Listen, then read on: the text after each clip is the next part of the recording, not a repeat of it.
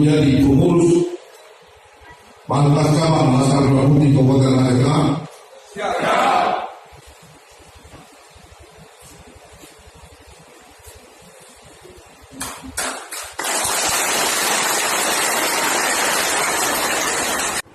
Saat tadi sudah kita saksikan bersama prosesi pelantikan pengurus Markas Cabang Laskar Merah Putih Kabupaten Magelang masa bakti 2019-2024.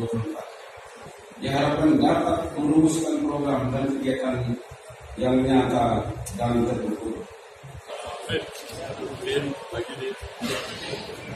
Teman-teman yang dari Ranting untuk tidak bubar.